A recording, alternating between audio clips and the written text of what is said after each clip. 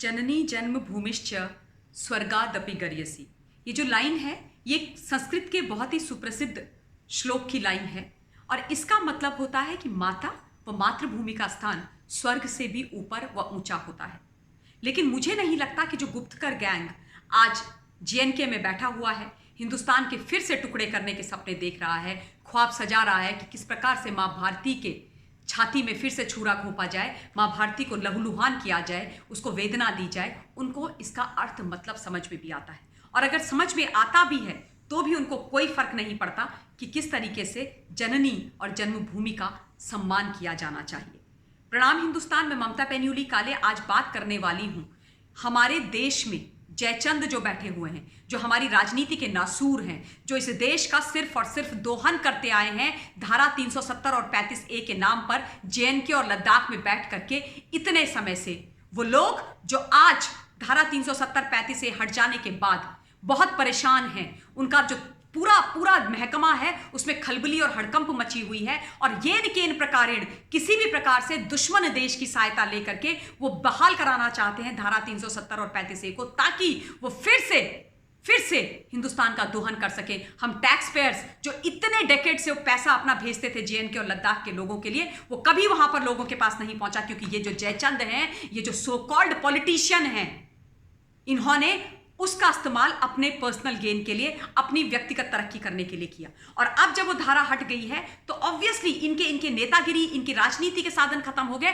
और इनकी पैसे कमाने की जो दुकान थी वो बंद हो गई। इनके नोट छापने की जो मशीन थी धारा 370-35 वो नोट छापने की मशीन हिंदुस्तान के आदरणीय प्रधानमंत्री जी ने बंद कर दी, खत्म कर दी। तो ऑब्वियसली इनको तकलीफ होनी है। और आज इनके जो सुर हैं वो अगर आप फिर से सुन लेंगे तो साफ पता लग जाता है और समझ में आ जाता है कि ये सिर्फ और सिर्फ देश विरोधी लोग हैं, ये देशद्रोही हैं। इनको कोई हक नहीं है कि ये हिंदुस्तान की पावन धरती पर एक मिनट भी और रहें। चुनाव लड़ना, इलेक्शंस लड़ना तो बहुत दूर की बात है। ये वो लोग हैं जिन्होंने बोला था कि अगर धारा 370 और 35 हटेगी तो हम खून की नदियां बहा देंगे, खून की नदियां जलजला आ जाएगा। यानी कि धारा 370 और 35 इनके लिए कश्मीरी जो लोग हैं उनके जीवन से ज्यादा महत्वपूर्ण है। गाजर मूली की तरह लोग कट जाए इनके आवाज पर, लेकिन धारा 370 नहीं हटनी चाहिए थी, क्योंकि अगर वो हट जाएगी तो इनका क्या होगा, और वही एग्जैक्टली हुआ। अब जब खून की नदियां इनसे बही नहीं और उसके बाद इनको लगा कि अब हमारी दुकानें पूरी तरीके से बंद हो गई तो क्या किया जाए, तो फारूक अब्दुल्ला कहते हैं कि 370 को तो हम बहाल करके रहेंगे, चाहे हमें चीन की मदद लेनी पड़े। चीन की मदद लेनी पड़ी, शर्म आनी चाहिए आपको। आप हिंदुस्तान के मेन स्ट्रीम पॉलिटिशियन खुद को कहते हो, कहां के मेन स्ट्रीम पॉलिटिशियन हो आप बहुत ही स्वार्थी देशद्रोही व्यक्ति हो। आप मां भारती का टुकड़े करने की बात करते हो और चीन की मदद लेने की बात करते हो। वो चीन जो हिंदुस्तान का सबसे बड़ा दुश्मन है, गलवान घाटी में हमारे वीर जवानों के पीछे पड़ा हुआ है। वो चीन जिसके साथ लड़ाई लड़ते हुए हमने अपने 20 वीर जवान वीरगति को दे दिए। शर्म आनी चाहिए आपको। और मैडम महबूबा मुफ्ती कहती है कि जब तक 370 बहाल नहीं होगी मैं तिरंगा अपने हाथ में नहीं उठाऊंगी। मत उठाइए मिस मुफ्ती, मत उठाइए। और हम चाहते भी नहीं है, मैं तो बिल्कुल नहीं चाहती कि मेरे देश का राष्ट्रध्वज आपके हाथों में जाए, क्योंकि जिस दिन मेरे देश का ध्वज आपके हाथों में जाएगा उसकी तौहीन होगी, शर्मिंदगी होगी मुझे। आप इस लायक नहीं, आपके कृत्य, आपके कर्म इस लायक नहीं है कि इस जन्म में कम से कम आप हमारे राष्ट्रीय ध्वज को अपने हाथ में ले, पीडीपी का झंडा उठा के घूमिए। और मैं तो कहती हूं कि चुनाव लड़ने की बात तो बहुत दूर की बात है। आप अपना बोरिया बिस्तरा उठाइए दोनों परिवार और चले जाइए इस देश से, चाहे चीन चाहिए चाहे पाकिस्तान जाइए, जहां आपकी मर्जी है वहां चले जाइए। और फिर मैं देखती हूं कि वो देश आपके साथ क्या करते हैं, कैसे आपको पलकों में बिठाते हैं और कैसे आपको वहां की नागरिकता देके चुनाव लड़वा के अपना प्रधानमंत्री और मुख्यमंत्री बनाते हैं। जाइए ना, आप क्यों बैठे हैं हिंदुस्तान के अंदर? इस देश का खाते हो और इस देश के साथ गद्दारी करते हो। जिस थाली में खाते हो उस थाली में छेद करते हो। कभी नहीं इन लोगों ने चाहा कि हिंदुस्तान अखंड भारत बने। जिस दिन धारा 370 और 35 इस देश से हटी, सही मायनों में मेरा देश उस दिन अखंड भारत बना। कश्मीर से लेकर कन्याकुमारी तक भारत एक हुआ, भारत आजाद हुआ एक बार फिर से। लेकिन इनको भारत की खुशी नहीं देखी जा रही, इनसे जम्मू कश्मीर और लद्दाख के नागरिकों की खुशी नहीं देखी जा रही, क्योंकि इन्होंने तो इतनी बुरी तरीके से उनको रेडिकलाइज करके, उनके दिमाग में गंदगी भर के, उनको नौकरियों से और उनको शिक्षा से दूर रख के उनके हाथ में पत्थर दे दिए थे। 200, 500, 400 रुपए में उनसे पत्थरबाजी करवाते थे हमारी फौज के ऊपर, हमारे उन वीर जवानों के ऊपर जो इनकी सुरक्षा करते आए हैं। एहसान फरामोशों, ये मत भूलो कि वो वीर गति को प्राप्त होते हैं तुम्हारी सुरक्षा करते करते, और उन पे पत्थर बरसवाए अपनी राजनीतिक सिद्धिकरण के लिए, अपनी राजनीति को आगे बढ़ाने के लिए और चमकाने के लिए।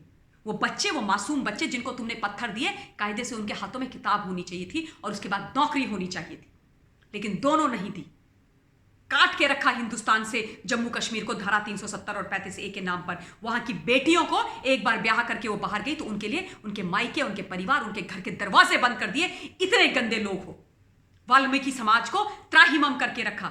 वाल्मीकि समाज, वो समाज जिसको बुलाया गया वहां पर आप लोगों के द्वारा, उसके बाद आज भी वो 4th क्लास की सफाई की नौकरी वहां पर कर रहे हैं, जबकि उनसे इतने बड़े बड़े वादे किए थे। इतने घटिया सोच और इतने घटिया मंसूबे वाले लोग हो आप लोग, और इसलिए आप लोगों को तकलीफ हो रही है कि कैसे धारा 370 और 35 से हट गई, अब कैसे हमारे बड़े बड़े बंगले बनेंगे। ये वो लोग हैं कि इनका कोई कमाई का साधन नहीं है, लेकिन अगर आप इनकी वेल्थ चेक करने जाएंगे तो दिल्ली के अंदर, जम्मू कश्मीर के अंदर, विदेशों में इनके आलिशान घर हैं। इनके बच्चे विश्व के बड़े बड़े स्कूल और कॉलेजेस में पढ़े हैं, लेकिन इनके बच्चों के अलावा आप मुझे बताइए कि बाकी का जो नॉर्मल कश्मीरी है उसकी एजुकेशन का क्या, उसकी शिक्षा दीक्षा के बारे में कौन बात करेगा। जब हिंदुस्तान के प्रधानमंत्री ने वो बात सोची तो इनके दिल में दर्द हो गया, इनको तकलीफ हो गई। शर्म आनी चाहिए आपको, शर्म आनी चाहिए। और आज कांग्रेस पार्टी जो अपने आप को नेशनल पार्टी बोलती है, वो गुप्तकार गैंग के साथ जाकर के खड़े होने की तैयारी कर रही है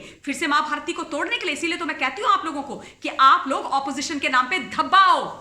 आप ये राष्ट्र विरोधी हो, देश विरोधी हो, आपको हिंदुस्तान से कोई प्रेम नहीं है, आपको मां भारती से कोई लेना देना नहीं है। आप महबूबा मुफ्ती और फारूक अब्दुल्ला के साथ खड़े हो जाते हो। ये वो लोग हैं जो पाकिस्तान और चीन की गोद में बैठ जाते हैं, उनकी शरण में चले जाते हैं। वैसे आप लोग भी कौन से कम हो, आप भी तो वही लोग हो जिन्होंने उनके साथ बैठ करके अग्रीमेंट करा था आपके बेटे ने 2008 में। ना कोई उसकी कोई पद, ना कोई दायित्व, उसके बाद हमारा भविष्य उनको बेच कर खाने की तैयारी कर रहे थे। लेकिन याद रखना, हिंदुस्तान तुमको माफ नहीं करेगा, और कोई किसी भी प्रकार का कोई चुनाव तुम इस धरती के अंदर, JNK के अंदर लड़ने का हक नहीं रखते हो। वो हक तुम लोगों ने खो दिया है, और वो हक अब हम कभी भी तुमको दोबारा वापस नहीं देना चाहते हैं, क्योंकि हमें पता है कि तुम मां भारती को वेदना देने के अलावा, उसको छलनी करने के अलावा, उसके डिसरेस्पेक्ट करने के अलावा कुछ और कर ही नहीं सकते हो। इसलिए मैं ये बात बहुत साफ कर देना चाहती हूं हिंदुस्तान के साथ में कि ये लोग मां भारती के यहां रहने के लायक नहीं हैं, इस पावन धरती पर रहने के लायक नहीं हैं। और हिंदुस्तान की जनता, इस वीडियो को जितना फैला सकते हैं फैलाइए, इनके गंदे मंसूबों को कभी भी पूरा मत होने दीजिए। धन्यवाद। जय हिंद, जय भारत।